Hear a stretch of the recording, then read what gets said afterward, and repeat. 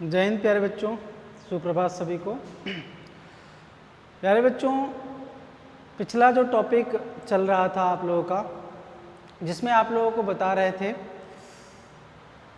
आंकड़ों का प्रदर्शन या समांक का प्रदर्शन किस तरीके से किया जाता है, जिसमें आप लोगों को बताया गया था कि रेखा चित्रों की सहायता से हम आंकड़ों का किस तरीके से प्रदर्शन करते हैं।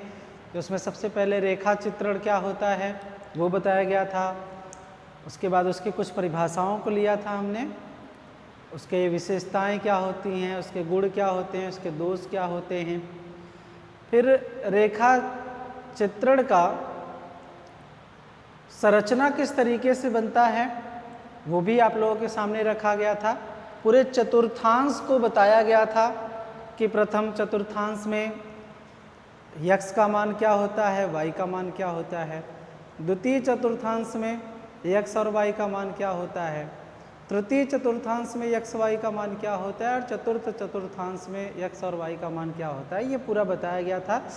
और हमने बताया था वहाँ पर प्यारे बच्चों कि प्रथम चतुर्थांश में x और y दोनों के मान जो होते हैं वो धनात्मक होते हैं, क्योंकि उद्योग में, व्यावसायिक क्षेत्रों में जो आंकड़े होते हैं वो हमेशा सकारात्मक या धनात्मक होते हैं। इसलिए आंकड़ों का जब प्रदर्शन करते हैं तो वो प्रथम चतुर्थांश में ज़्यादा किया जाता है। ऐसा चित्र के माध्यम से भी आप लोगों को बताया गया था ना। इसको हम लोग प्रथम, इसको द्वितीय, इसको तृतीय और इसको चतुर्थ चतुर्थांश बोल रहे थे। तो सबसे ज़्यादा जो चित्रों का निर्माण किया जाता है वो इसी प्रथम चतुर्थांश में किया जाता है, क्योंकि यहाँ पर मान कैसे होते हैं, धनात्मक होते हैं। x के भी मान धनात्मक होंगे और y के भी मान धनात्मक होते हैं। ठीक है, इतनी बात आप लोगों को बताई गई थी। आज उसी अध्याय में हम लोग आगे जो पढ़ेंगे वो है, टॉपिक का नाम रेखा चित्रों के प्रकार। तो रेखा चित्रों के कितने प्रकार होते हैं जिसके आधार पे समांक का प्रदर्शन किया जाता है। तो ये निम्नलिखित रूप से 8 प्रकार दिया गया है प्यारे बच्चों, जो आप लोगों को पढ़ने हैं। जो यहाँ से आप लोगों के कुछ थ्योरिकल पॉइंट्स भी पूछ लिए जाते हैं और कुछ यहाँ से चित्रों का निर्माण भी बनाने के लिए पूछ दिया जाता है। तो आप कोई भी एग्ज़ाम देते हो, जैसे बीटीसी का है, बीएड का है, एमएड का है, या फिर वनडे के भी एग्ज़ाम पूछते हैं, तो सम्यकों का इस तरीके से निरूपण कर देता है और वहीं से प्रश्न का निर्माण पूछ लेता है। तो सभी के लिए ये क्लास उपयोगी होने वाला है। तो समझते हैं कि वो कितने प्रकार हैं सबसे पहले, और एक एक प्रकारों को लेंगे और उसको निरूपित करके आप लोगों के सामने रखेंगे। जो सबसे पहला प्रकार देखने को मिलता है वो स्तंभ आरेख देखने को मिलता है, जिसको हम लोग बार डायग्राम के नाम से भी जानते हैं। दूसरा है तुलनात्मक स्तंभ आरेख। ठीक है, तो कंपैरेटिव बार डायग्राम बोलते हैं इसको अंग्रेजी में। आवृत्ति स्तंभाकृति, फ्रीक्वेंसी हिस्टोग्राम बोलते हैं इसको। आवृत्ति बहुभुज, फ्रीक्वेंसी पॉलीगॉन बोलते हैं। और उसके बाद आवृत्ति वक्र, फ्रीक्वेंसी कर्व का निर्माण यहाँ पर किया जाता है। अब उसके बाद है संचयी आवृत्ति वक्र, जैसा कि आप देख रहे हैं, जैसे इसी के जस्ट पश्चात ही इसका चित्र भी बनता है ना। तो बस जो आवृत्ति वक्र है उसमें CF या जो संचित हम लोग बोलते हैं, इसको हम लोग भी उसी के आगे का क्रम है। तो यहाँ पे क्या होता है, सिर्फ फ्रिक्वेंसी दिया रहता है और यहाँ पे CF का जो मान निकलता है उसके आधार पे चित्र का निर्माण किया जाता है, जिसको हम लोग कम्युलेटिव फ्रिक्वेंसी कर्व कहते हैं। ठीक है, शॉर्टकट में CF के नाम से भी जानते हैं। फिर उसके बाद है संचयी प्रतिशत आवृत्ति वक्र, या फिर इसको शॉर्टकट में क्या कहा जाता है, तोरण वक्र के नाम से भी जाना जाता है, जिसको हम लोग कम्युलेटिव फ्रिक्वेंसी कर्व के नाम से जानते हैं। ठीक है, कम्युलेटिव नहीं, क्यूमुलेटिव, हाँ ठीक है। फिर उसके बाद देखिए, अब इसी के जस्ट पश्चात वाली ये प्रक्रिया है, लेकिन इसमें क्या किया जाता है कि इसमें उसी जो CF है उस CF का प्रतिशत निकाला जाता है, और प्रतिशत निकालने के पश्चात जो मान प्रतिशत में आते हैं उसी प्रतिशत को ही हम वक्र पर दर्शाने का काम करते हैं, इसलिए इसको क्या बोला जाता है, संचयी प्रतिशत आवृत्ति वक्र के नाम से जाना जाता है। ठीक है। उसके पश्चात एक और प्रकार है वृत्त आरेख, जिसको सर्कल या पाई डायग्राम के नाम से जानते हैं। तो ये मुख्यतः आप लोगों को प्यारे बच्चों 8 रेखा चित्रों का प्रदर्शन पढ़ना है, प्रकार पढ़ने हैं। तो एक एक को हम लोग लेंगे और समझेंगे कि इसमें क्या है। ठीक है। तो सबसे पहले आप क्या करिए, इसको नोट कर लीजिए, फिर हम लोग स्तंभ आरेख के बारे में चर्चा करेंगे। पहले नोट कर लें फिर आगे बढ़ेंगे। ठीक है। एक चीज़ यहाँ पे थोड़ा सा अंग्रेजी में छूट गया है, इसको भी देख लीजिए, क्योंकि यहाँ पे कह रहा है संचयी आवृत्ति प्रतिशत आवृत्ति वक्र ना, तो परसेंटेज छूट गया है।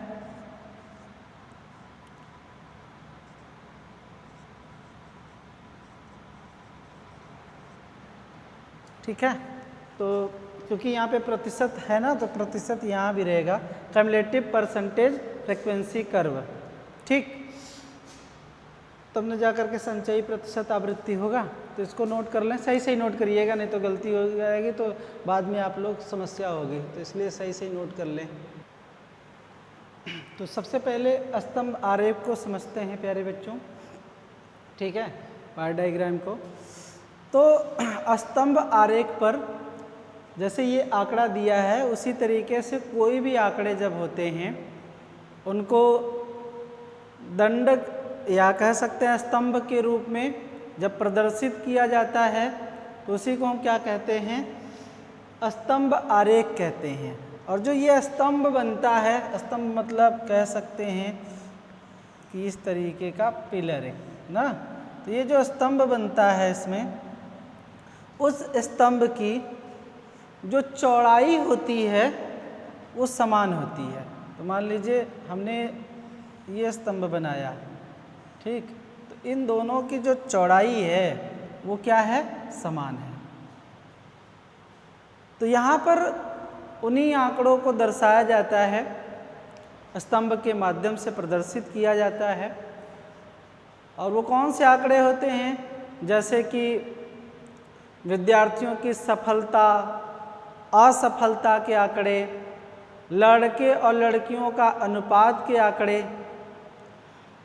और कह सकते हैं कि कुल विद्यार्थियों की संख्या कक्षा के अनुसार भी हो सकता है, कक्षा 6 में कितने बच्चे हैं, कक्षा 7 में कितने बच्चे हैं, या किसी वस्तु का उत्पादन भी हो सकता है वो विभिन्न वर्षों में दिया रहे।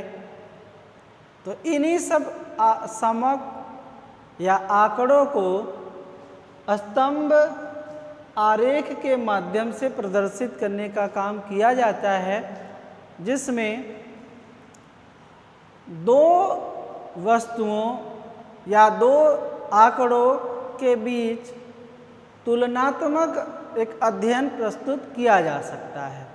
ठीक है, या फिर एक दूसरे के बीच में संबंध को भी समझा जा सकता है। इसीलिए स्तंभ आरेख जो होता है वो आसानी होती है समझने में।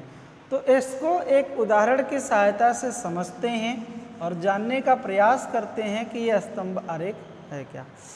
जैसे आंकड़ों के दृष्टिकोण से एक कोई विश्वविद्यालय है और उस विश्वविद्यालय में 1990 में जो छात्राओं की संख्या थी वो 5000 थी। ध्यान से सुनिएगा कि कोई एक विश्वविद्यालय है जिसमें छात्राओं की जो संख्या है 1990 में 5000 है। फिर उसके पश्चात सन 2000 में छात्राओं की संख्या बढ़ करके 6500 हो गया तथा 2010 में 7000 हो गया और 2015 में ये छात्राओं की संख्या 8000 हो गई। तो अब इन छात्राओं की जो वृद्धि है उसी को कह रहा है कि स्तंभ आरेख पर प्रदर्शित कीजिए। तो यहाँ पर जो छात्राओं की संख्या विभिन्न वर्षों में वृद्धि हो रही है उनको स्तंभ आरेख की सहायता से प्रदर्शित करने के लिए सवाल में कह रहा है। ठीक है बच्चों, सवाल समझ में आ गया ना? तो अब आसानी से आप क्या कर सकते हैं, इसको स्तंभ आरेख का निर्माण कर सकते हैं। तो पहले क्या करिए, एक क्षैतिज रेखा खींच लीजिए इस तरीके से, और उसी पर फिर उसके पश्चात क्या करिए, और नीचे से खींच लेते हैं आसानी से, थोड़ा अच्छा सुंदर देखने में भी बनेगा चित्र। ये यक्स हो गया, उसी पे ये क्या है, वाई एक्सिस उदग्र रेखा है मान लीजिए। तो इसका हमने नाम दे दिया वाई अक्ष। ये जहाँ पे कट रहा है उसको मूल बिंदु, और उसके पश्चात ये क्या हो गया, यक्स अक्ष हो गया। ठीक, तो यहाँ पर हम जो दिखाएंगे इसका नामांकन भी करना है ना, सबसे पहले नामांकन कर लीजिए। तो 0 और यक्स अक्ष पे, या तो इस पे क्या दिखाएंगे हम, तो इस पे दिखाएंगे वर्ष को। किसको दिखाएंगे, वर्ष को दिखाएंगे। यहाँ पर दिखाएंगे हम छात्राओं की संख्या, छात्राओं की संख्या को दर्शा देते हैं। ठीक, नामांकन कर लिया। अब इसके पश्चात प्यारे बच्चों जो वर्ष है उसको लिख दीजिए। मान लीजिए ये वर्ष 1990, 2000, ठीक, दिया है 2010, और उसके बाद दिया है 2015। ठीक, अब इस पे क्या करिए, जो संख्या दिया हुआ है उसके आधार पे उसको बांट लीजिए। तो देखिए सबसे पहले कितना दिया है वहीं से मान लेते हैं। तो ये 5000 हो गया, और ये 5500 हो गया, उसके बाद 6000 हो गया, लगभग 8000 है तक है ना, 6000 हो गया। अब उसके पश्चात 6500 हो गया, 7000 हो गया, 7500 हो गया, और यहाँ पर 8000 हो गया। ठीक है, डिवाइड कर लिया। अब इसके पश्चात 1990 का देखते हैं। तो 1990 में कितना है, 5000 है ना। तो यहाँ पे हम लोग बनाएंगे अब इस तरीके से,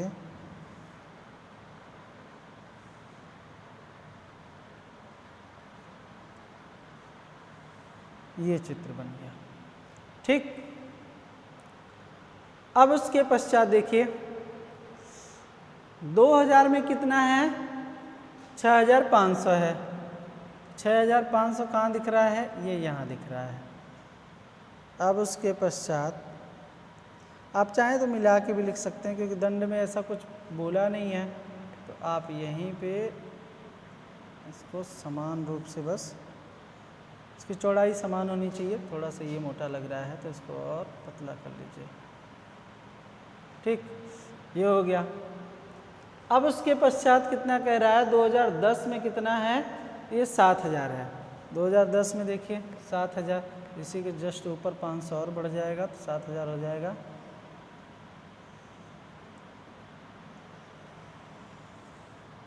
ये हो गया।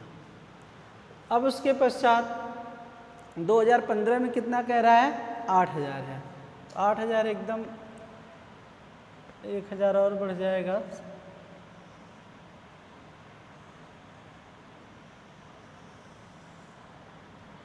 ये हो गया। ठीक है, तो अब ये क्या हो गया, स्तंभ आरेख आपका बन करके तैयार हो गया।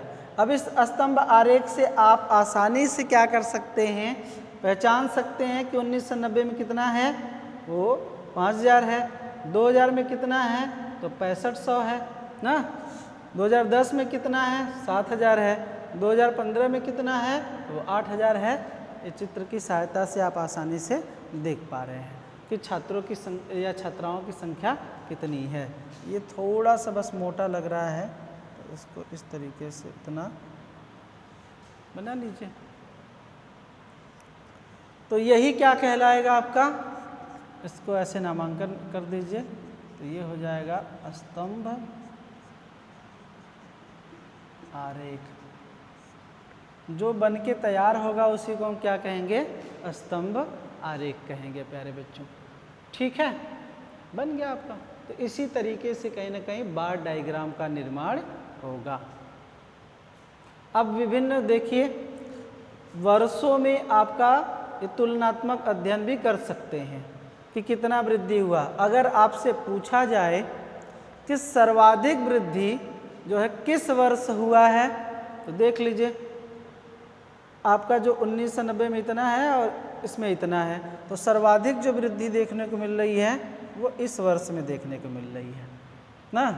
अब इसकी अपेक्षा जो ज़्यादा वृद्धि देखने को मिल रही है इस वर्ष में दिख रही है। 1000 का वृद्धि यहाँ दिख रहा है ना, 500, 1000, 1500 का यहाँ पे अंतर देखने को मिल रहा है, ये तो 500 का देखने को मिल रहा है। तो सबसे ज़्यादा वृद्धि किसमें है, 1990 से लेकर के 2000 के बीच में सर्वाधिक वृद्धि हुई है। डाटा बता दे रहा है ना, तो उसकी सहायता से कहीं ना कहीं ये आपका चित्र निर्माण हुआ और आसानी से आप बता सकते हैं कि किस में वृद्धि छात्राओं की संख्या में ज़्यादा हुआ है। प्रश्न जैसा पूछा रहेगा उस तरीके से आप बता सकते हैं। तो यहाँ पे बस प्रश्न पूछा हुआ है कि जो छात्राओं की वृद्धि है उसको स्तंभ आरेख पर प्रदर्शित कीजिए। तो प्यारे बच्चों, हमने इस तरीके से प्रदर्शन इसका कर दिया जो आप आसानी से बता सकते हैं कि किसमें कितना वृद्धि हुआ है। इसको नोट कर लीजिए। फिर एक सवाल उदाहरण के रूप में और लेंगे तो आसानी से आप समझ पाएंगे। नोट कर लें। दूसरा सवाल हमने लिया है प्यारे बच्चों, एक मान लीजिए एमए का परीक्षा हो रहा है अंग्रेजी विषय का और जिसमें निम्न प्रतिशत मान प्राप्त हुए हैं। तो ये श्रेणी दिया हुआ है, प्रथम, द्वितीय श्रेणी, तृतीय श्रेणी और जो बच्चे अनुत्तीर्ण हुए हैं। तो प्रथम श्रेणी के जो बच्चे हैं वो 30% हैं और द्वितीय श्रेणी के जो बच्चे हैं वो 40% हैं और तृतीय श्रेणी के जो बच्चे हैं वो 20% हैं और जो अनुत्तीर्ण छात्र हुए हैं वो कितने हैं आपके, 10 छात्र हैं। तो कह रहा है कि इन्हीं प्रतिशत मान को क्या करिए, स्तंभ आरेख की सहायता से प्रदर्शित कीजिए। ठीक, तो सबसे पहले प्यारे बच्चों ये जान लीजिए कि आप क्या करते हैं, आप यक्ष रेखा खींचते हैं, ठीक है, और उसके पश्चात ये पाई रेखा खींचते हैं, जिसका नामांकन हम लोग इस तरीके से कर देते हैं। और जो मान दर्शाने हैं, चाहे आपका श्रेणी है या प्रतिशत है, उसको जहाँ पर दर्शाना है वो आपको लिखना पड़ेगा। ठीक, तो हम यहाँ पर जैसे वाई अक्ष क्या दर्शाएंगे, प्रतिशत की मात्रा दर्शाएंगे, प्रतिशत मात्रा, ठीक है, जो यहाँ पर है ये है ना प्रतिशत की मात्रा। और यहाँ पर दिखाएंगे यक्ष वाले अक्ष पर परीक्षा की श्रेणी, जो प्रथम श्रेणी, द्वितीय श्रेणी, तृतीय श्रेणी और असफल हुए हैं या अनुत्तीर्ण हैं उनको। तो यहाँ पर लिख दीजिए परीक्षा फल, या डायरेक्ट लिख सकते हैं श्रेणी। तो श्रेणी किसका, परीक्षा फल की श्रेणी। ठीक है, ये नामांकन कर दिया हमने। अब नामांकन करने के पश्चात प्यारे बच्चों यहाँ पर आप क्या करेंगे, थोड़ा पैमाना मान लीजिए। पैमाना मान के लगाएंगे तो आसानी से ये चित्र का निर्माण हो जाएगा, क्योंकि प्रतिशत में दिया हुआ है। तो मान लिया हमने यहीं पर पैमाना, ठीक। अब पैमाना जब मानते हैं तो मान लेते हैं 1 सेंटीमीटर बराबर 1 खाने के ना। तो 1 खाना वाला जितना 1 खाने बराबर कितना फ्रीक्वेंसी है या जो प्रतिशत है उसको मान लेते हैं, ठीक। तो ये पैमाना आपको मानना पड़ता है। इसी तरीके से मान लिया हमने कि 1% बराबर कितने दर्शाएंगे, 2 छोटे खानों के, जो हमको खाना यहाँ ग्राफ पेपर पे दिया रहता है। तो 2 छोटे खाने के, अब उसी खानों का ही खेल है ना, तो ये पैमाना मान लिया। अब देखिए छोटा खाना बड़ा खाना क्या होता है पहले समझिए आप, तब ग्राफ बनेगा। नहीं तो नहीं समझ पाएंगे तो ग्राफ उल्टा पुल्टा आप बना सकते हैं। देखिए ग्राफ में क्या होता है ना, इस तरीके का मान लीजिए बॉक्स दिया रहता है, आपको बताए थे, खैर फिर भी समझ लीजिए। तो इस बॉक्स में एक बॉक्स ले रहे हैं, बहुत सारे बॉक्स दिए रहते हैं, वो ग्राफ पेपर पे आप देखेंगे। तो बॉक्स ये मान लीजिए एक बॉक्स को हम ले रहे हैं, इस बॉक्स में बीच में देखेंगे हल्की गहरी एक लाइन रहती है, और ये जो बॉक्स है इसमें ग्रीन अगर चार्ट पेपर है तो ये गाढ़ा रंग का बॉक्स पे लाइन रहता है, ठीक है, ये गाढ़ा रंग से रहता है, और बीच में ये पतला सा हल्का गाढ़ा रहता है। तो ये 5 संख्याएं इधर 5 संख्याएं इधर, मतलब ये 10 खाने इसमें रहते हैं ऐसे। तो ये एकदम बिल्कुल पतले पतले होते हैं, ऐसे पतले पतले खाने होते हैं, ठीक है, ऐसे मिला जुला के। अब देखिए तो पूरा यहाँ से लेकर यहाँ तक जो खाने रहते हैं वो 10 खाने रहते हैं। मैंने ज़्यादा ही खींच दिया, जैसे ये पहला खाना हो गया, ये दूसरा हो गया, ये तीसरा हो गया, ये चौथा हो गया, और ये 5वां हो गया। 5वां ज़्यादा गढ़ा रहता है, ठीक है। तो ये मान लीजिए 6ठा हो गया, ये 7वां हो गया, ये 8वां हो गया, 9वां 10वां मान लीजिए इसी में हो गया, एक कर दे रहे हैं, 6ठा 7वां 8वां 9वां 10वां ये हो गया। ठीक उसी तरीके से 5 लाइनिंग यहाँ पे रहती है, तो 5वां ये वाला गाढ़ा रहता है, ठीक। उसके नीचे भी आप देखेंगे पतला पतला रहता है। तो मान लीजिए ये दूसरा हो गया, ये तीसरा हो गया, ये चौथा हो गया, और ये 5वां हो गया।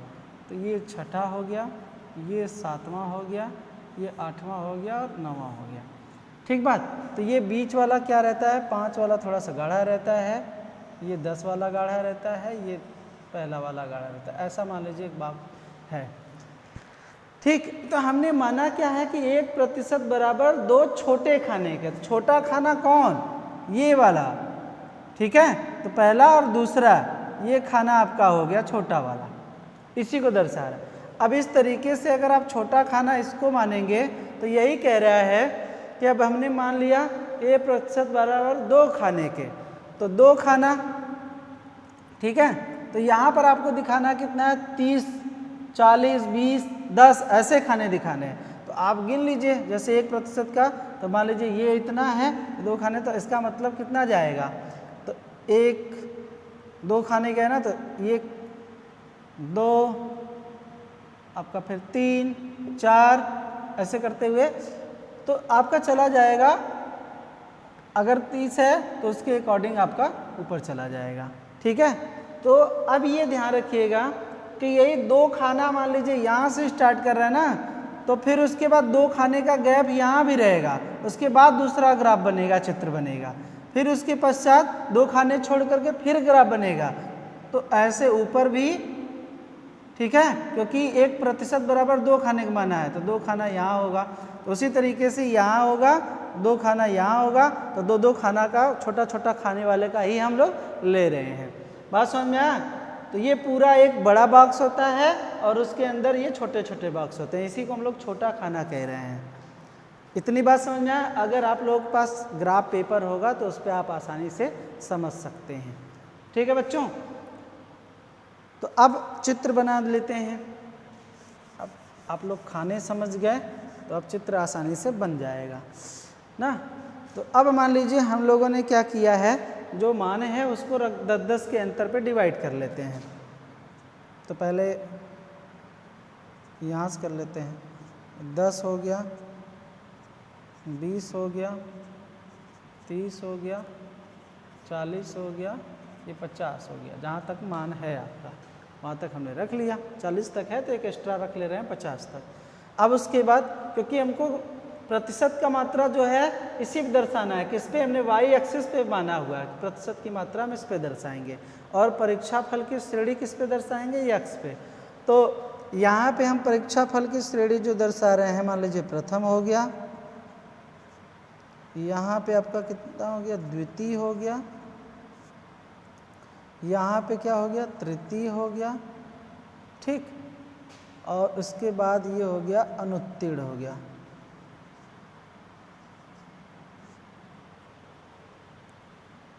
ठीक, ये चार हमने यहाँ पे दर्शा दिया।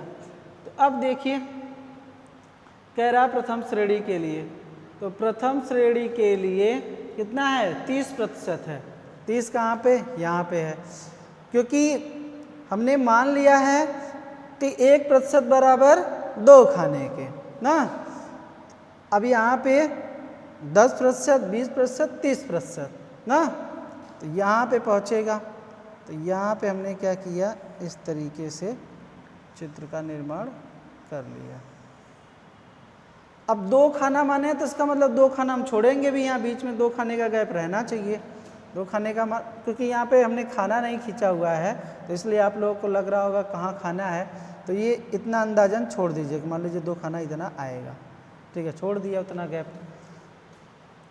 अब उसके पश्चात द्वितीय श्रेणी में कितना कह रहा है, 40, तो 40 के ठीक सामने आइए और यहाँ पे इसके ठीक सामने बिंदी लगा दीजिए, यहाँ से एकदम सामने रहना चाहिए, ठीक है, लगभग यहीं पे आ रहा है। अब उसके पश्चात यहाँ से इसको ऐसे खींचिए, फिर उसके बाद ये जितनी मोटाई चौड़ाई इसकी रहेगी, इसकी रहेगी उतना ही इसका बनेगा। फिर 2 खाना छोड़ दीजिए छोटा वाला, तो इतना छोड़ दिया हमने। अब उसके बाद कितना थर्ड का कह रहा है, तृतीय का, तो कह रहा है 20 है। 20 है तो यहाँ के इसके ठीक सामने जाइए, यहाँ पे बिंदी लगा दीजिए, ठीक, तो यहाँ से ये हो गया। और उसके बाद जितनी चौड़ाई इसकी है, खाना अपना गिन लीजिएगा, खाना क्योंकि इसमें दिया नहीं इसलिए हम नहीं गिन रहे हैं, ये हो गया, ठीक, तृतीय का हो गया 20। अब उसके बाद अनुत्तीर्ण कितने हैं, तो 10 हैं। 10 के ठीक सामने आइए, यहाँ पे हो गया, 2 खाना यहाँ पे छूटा हुआ है तो गैपिंग कर दिए, तो यहाँ से खींच लिया हमने, ये हो गया, ठीक। और उसके बाद जितनी चौड़ाई इसकी है उतनी चौड़ाई इसकी भी कर देते हैं। अब ये चित्र आपको प्यारे बच्चों मिल गया स्तंभ आरेख का, जो कि दिया हुआ था कि अंग्रेजी विषय में इतने परीक्षाफल की श्रेणी है और इतने बच्चे कहीं ना कहीं प्राप्तांक प्राप्त किए हैं या प्रतिशत में वो प्राप्त किए हैं, जिसको आप लोगों को स्तंभ आरेख की सहायता से प्रदर्शित करना है। तो इसी में आप लिख सकते हैं, यहाँ भी लिख सकते हैं कि प्रथम, द्वितीय, तृतीय, और यहाँ पर लिख दीजिए अनुत्तीर्ण, पता चल जाएगा, ठीक है। तो ये ग्राफ आपका बन करके तैयार हो गया, ठीक। इसी तरीके से आप, आसान है, जो आंकड़े हैं उन आंकड़ों को ही क्या करना, बार डायग्राम आप लोगों को बनाना है, तो बन जाएगा ना आसानी से, कुछ नहीं है भाई इसमें, बस आंकड़े जो हैं उस आंकड़ों को क्या करना है, बार डायग्राम पे प्रदर्शित करना है, चिपकाना है, ले जाके चिपका दीजिए। ग्राफ तो रहेगा ही, नहीं ग्राफ है तो कॉपी पे भी आप आसानी से इस तरीके से बना सकते हैं, ठीक। बहुत कुछ इसमें नहीं है, पैमाना है, पैमाना मान लिए और जो आंकड़े हैं उसके आधार पर उसको रख दे रहे हैं, इसको नोट कर लीजिए। फिर उसके बाद हम लोग दूसरे पे चलेंगे, ठीक है, इसको नोट कर लें। अब स्तंभ आरेख का थोड़ा सा मोटे मोटे तौर पे कुछ जो बेसिक सी जानकारियाँ उसको समझ लीजिए, क्योंकि थ्योरिकल पॉइंट से भी प्रश्न पूछ लिया जाता है।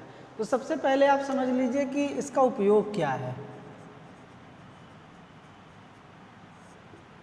ठीक है, स्तंभ आरेख का उपयोग क्या है।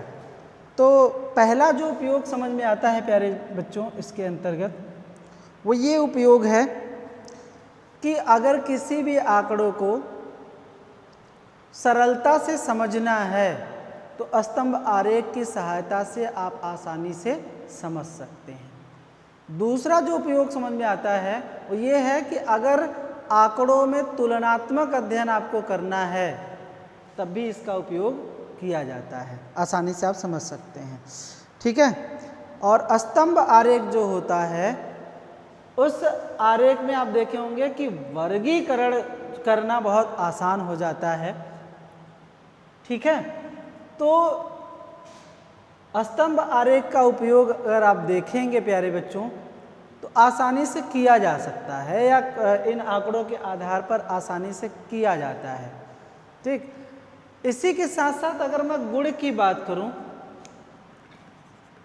कि स्तंभ आरेख का गुण क्या होता है तो लगभग जो उपयोग होता है उसी के साथ साथ उसका गुण भी है वो कि पहली चीज कि आंकड़ों का प्रदर्शन करना बहुत आसान होता है। जब प्रदर्शन करना आसान है तो उस स्तंभ आरेख की सहायता से उन आंकड़ों को समझना बहुत आसान हो जाता है। तो समझना है तो उसको दो या कह सकते हैं कि दो संख्याओं के मान में तुलनात्मक अध्ययन करने में भी आपको आसानी हो जाती है। ठीक है। उसके साथ साथ आप देख पा रहे होंगे कि सबसे बड़ा जो गुण देखने को मिलता है कि इसके पहले जो चित्र हमने बनाया था, पहले वाले सवाल में जो एग्जाम्पल दिया था, तो उसमें एक दूसरे से क्या था, स्तंभ आरेख सटा हुआ था। यहीं से क्या किया था हमने, सटा करके स्तंभ आरेख का निर्माण कर दिया था। लेकिन जब दूसरा उदाहरण हमने लिया है तो हमने कहा कि खानों के रूप में छोड़ करके ये एक दूसरे से सटा हुआ नहीं है ना, तो दोनों प्रकार का आप स्तंभ आरेख का निर्माण कर सकते हैं। ये भी कहीं ना कहीं इसका बहुत बड़ा गुण होता है। ठीक। और उसके बाद जो सबसे बड़ी चीज़ होती है कि आप देखेंगे तो तुलनात्मक अध्ययन करना ना इसकी सहायता से बहुत आसान हो जाता है, स्तंभ आरेख की सहायता से। अगर मैं बात करूं तो सेकंड श्रेणी में कितने बच्चे आए हैं ना, उसका औसतन प्रतिशत कितना ज़्यादा है, आप यहीं से ही निकाल सकते हैं, चित्रों की सहायता से ही, देख करके ही निकाल सकते हैं। तो इसलिए स्तंभ आरेख जो है काफ़ी महत्वपूर्ण होता है। तो गुण के साथ साथ आप जानते होंगे कि कुछ दोष भी रहते हैं भाई, जरूरी नहीं है कि सब इसका अच्छाई ही है। दोष क्या है, अगर बहुत बड़े आंकड़े हों, बहुत बड़े आंकड़े का मतलब यहाँ पे श्रेणी ज़्यादा दिया हो और प्रतिशत की संख्या ज़्यादा दिया हो, तब ये ग्राफ बनाना थोड़ा सा कठिन काम हो जाता है और ग्राफ की सहायता से समझना भी ज़्यादा कठिन हो जाता है। ठीक है। तो प्रदर्शित करना कठिन और उसके बाद समझना भी कठिन। तीसरी चीज़ पैमाना भी मानना, संभाल के माना जाए, पैमाना चेंज, तो ये आपके जो ग्राफ है ग्राफ भी चेंज हो जाता है। ये कहीं ना कहीं दोष समझ में आता है। एक आध दोष और भी समझ में आता है कि आप जब देखेंगे तो स्तंभ आरेख केवल साधारण ही जनसंख्या के लिए, छोटी जनसंख्या के लिए ज़्यादा उपयोगी होती है। उसको समझने में, साधारण जो आंकड़े होते हैं उनको समझने में आसानी होती है। लेकिन जहाँ पर संख्या या सम्मक की मात्रा अधिक हो जाती है तब वहाँ पर वो डाटा सामान्य व्यक्ति के लिए समझना थोड़ा सा मुश्किल हो जाता है। ठीक है। जैसे अगर मैं उदाहरण के रूप में कहूँ कि क्रिकेट में जो आप देखते होंगे जो ग्राफ बनता है स्तंभ आरेख का, बहुत लोगों को नहीं समझ में आता है। कुछ लोगों को जो जानते हैं, ग्राफ की थोड़ी बहुत जानकारी रखते हैं, उनको तो वो समझ में आता है, और नहीं तो 20-20 ओवर का, 50-50 ओवर का जब समझना रहता है ना आंकड़ों की सहायता से, तब उनके लिए थोड़ा सा ये कठिन काम हो जाता है। उतनी आसानी से नहीं समझा जा सकता है। 50 ओवर का कोई टेस्ट का हो जाए, अगर 5 दिवसीय, प्रथम दिवस का, द्वितीय दिवस का, तृतीय दिवस का, चतुर्थ पंचम दिवस का, तब वो थोड़ा सा आपको समझने के लिए कठिनाई पैदा होगी। ठीक है, तो ये दोष भी मुख्यतः होते हैं। अच्छा, एक चीज़ और होता है, अगर गुण में एक चीज़ और बताएं आप लोगों को कि यहाँ पर अगर छोटे आंकड़े हैं, इस चित्र की सहायता से आप व्याख्या स्पष्ट रूप से कर लेते हैं। अगर इसी 4 जो पॉइंट्स है, अगर आपको चित्र का वर्णन करना हो तो आप आसानी से चित्रों का वर्णन कर सकते हैं कि ओ एक्स अक्ष पे क्या रखा गया है, ओ वाई अक्ष पे क्या रखा गया है, प्रथम श्रेणी कितनी है, द्वितीय श्रेणी का कितना मान है, तृतीय श्रेणी का कितना है, ये आप आसानी से व्याख्या के रूप में लिख सकते हैं और स्पष्ट कर सकते हैं। लेकिन जब यही सांख्यिकी आंकड़े समांक बहुत बड़े हो जाते हैं, व्यापक हो जाते हैं, तब इस चित्र की व्याख्या करना कठिन काम हो जाता है। कितना व्याख्या करेंगे आप? छोटा है तो आसानी से कर ले रहे हैं, लेकिन 50, मैं वही फिर क्रिकेट की बात कर रहा हूँ क्योंकि बहुत आप लोग क्रिकेट ज़्यादा देखते हैं, समझते हैं अच्छे तरीके से। तो क्रिकेट का 50 ओवर का अगर आप लोगों को व्याख्या करना होगा, कर लेंगे क्या? नहीं। आजकल T20 क्रिकेट चल रहा है, तो 20 क्रिकेट में आप एक एक ओवर का अच्छे तरीके से व्याख्या कर लेते हैं कि अच्छा फलाने टीम ने इस ओवर में इतना रन बनाया, लेकिन दूसरी टीम ने इतना नहीं बना पाया, जब वहीं पे पिछड़ गए, विकेट भी खो गए ना। दूसरी टीम ने इतना स्कोर कर दिया था, दूसरी टीम जो है रन स्कोर में क्योंकि विकेट डाउन हुआ तो स्लो खेलने लगी, जिसकी वजह से इतना ही रन बना पाई। तो आप उस डाटा का एनालिसिस अच्छे तरीके से कर ले रहे हैं क्योंकि वो डाटा कम है, ओवर कम है। 50 ओवरों का अगर ये एनालिसिस करना होगा, समय ज़्यादा लगेगा, एनर्जी ज़्यादा लगेगी ना, और उसके बाद कठिनाई भी उत्पन्न होगी। तो ये चीज़ें कहीं ना कहीं गुण है और एक दोष है जो आप लोगों को बताया गया। इसको नोट कर लें और ये डायग्राम आप बना लें। एक चीज़ और है कि मैं जब आप लोगों को 1-2 उदाहरण के माध्यम से समझा देता हूँ, बता देता हूँ, तो आप भी अपने से क्या कर सकते हैं कि कुछ डाटा चेंज करके ले सकते हैं। सवाल में डाटा चेंज करके ले लीजिए और अपने से चित्रों का निर्माण या स्तंभ आरेख बनाने का प्रयास कीजिए। जब प्रयास करेंगे 1 बार, 2 बार, 3 बार अगर आप बनाएंगे तभी समझ में आएगा, ये ध्यान रखिएगा। और नहीं तो सिर्फ यहाँ पढ़ा देने से, बता देने से समझ में नहीं आने वाला है, जब तक आप खुद प्रैक्टिस ना करें बनाने का। इसको बना लीजिए, फिर हम लोग नेक्स्ट टॉपिक को समझेंगे।